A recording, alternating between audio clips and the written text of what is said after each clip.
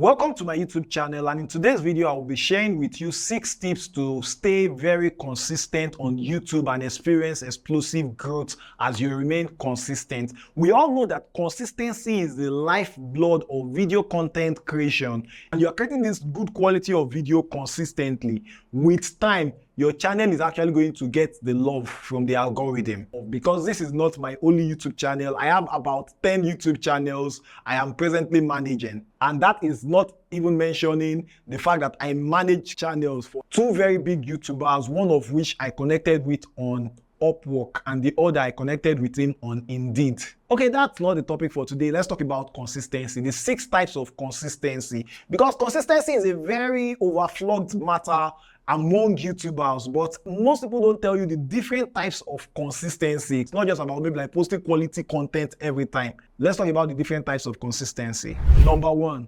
posting consistency. That is the one everybody talks about. But there are 2 types of posting consistency. One is the posting frequency consistency. That is, how frequently do you post? That means you post daily, or you post weekly, or you post once every 2 weeks, which is not encouraged for beginners. So if you are just starting your YouTube channel, what I recommend is 3 times a week. Or you can start a new YouTube channel with a 30 days YouTube challenge. So the second type of consistency is posting time consistency.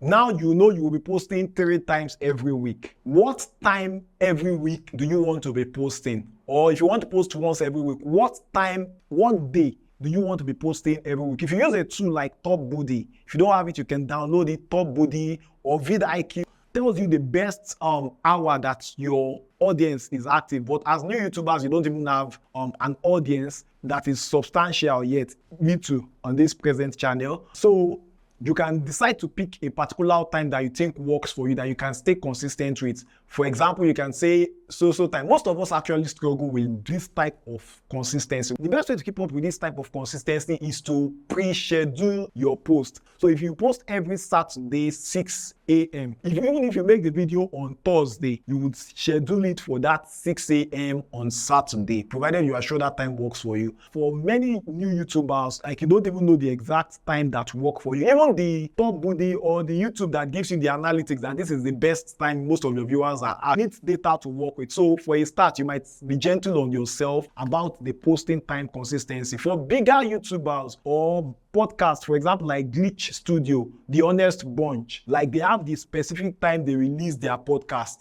It's Baby Barbie.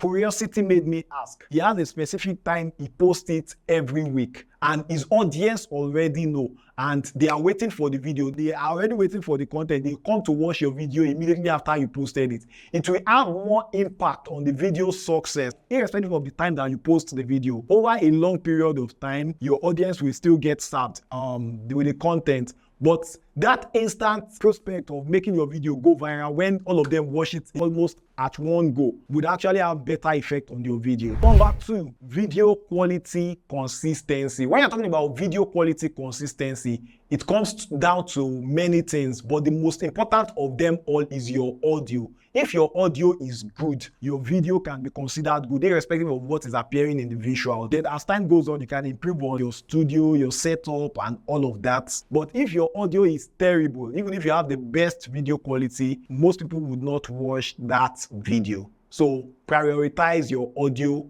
quality. Then as you begin to earn on YouTube, like I did for one of my channels, I've decided that every money that channel makes, go back to that channel. That means, like, for example, now I'm considering getting a teleprompter for that specific channel from the money the channel makes. While you might not have that high movie standard video quality, just ensure you have a presentable video quality. Even myself, I'm still improving. I had a fairly good setup before, and now this is a better setup.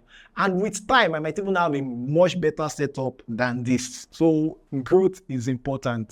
So number 3, thumbnail consistency. If your prospective viewers or people that have already subscribed to your YouTube channel, if your thumbnail is displayed in their feed, will they be at one glance able to tell that, oh, this was the YouTuber I saw last week? Because you need to be consistent with your thumbnail, and your thumbnail needs to be branded to reflect you and to be memorable, so that any person that comes across your channel by incident Now they've come across your channel, probably they enjoy your video. The next time they see your thumbnail, they should be able to identify you that this was the creator I saw the other time. Having said that, what are the things that you should keep consistent on your thumbnail? Your font and your layouts, the style of your thumbnail. You know, I have recommended on this channel, I made a video about thumbnails. You should ensure that your thumbnail has bright colors and it has clear fonts so that it will attract viewers. Number 4, niche consistency. That means that, okay, maybe you have seen a lot of freelance idea you want to share. You are also a dancer, you're also a cinematographer, and you also write poetry. You don't want to rumble all that into a single channel. Although there are 2 strategies of running a YouTube channel. You can make your channel topic-based or personality-based. That means like people are following the personality. That means the person. But for many of us, we actually have a niche. For example, the niche of this YouTube channel is YouTube education. So people that subscribe to this channel want to learn about YouTube education. So I need to be consistent with that niche. If your channel is a personality-driven channel, that means you can do different topics. You can jump from niche to niche. Even at that, you still have like a zone you operate. But for most of us that maybe like have like a YouTube education channel, or you teach something on YouTube, how to, or you share story, news, and all that, you should be consistent with that niche. The rule of thumb is that don't share to your subscribers what they don't subscribe for. For example, on my freelance channel, when I wanted to start doing maybe YouTube education videos, I had to create a new channel for that because thousands of subscribers I have on that channel did not subscribe to the channel to learn YouTube education. And there is always room for experimentation, but it is best that you do every experimentation you want to do in the beginning of your YouTube journey. That means like when you are still maybe like under 500 or under 1,000 subscribers. The moment you exceed 1,000 subscribers, 2,000, you're already clocking 10,000 subscribers. So to pivot your channel to something else, you want to consider like, okay, this thing I'm transitioning to, if I am my present subscriber, will I enjoy the new thing? I'll give you an instance, still using my freelance channel as an example.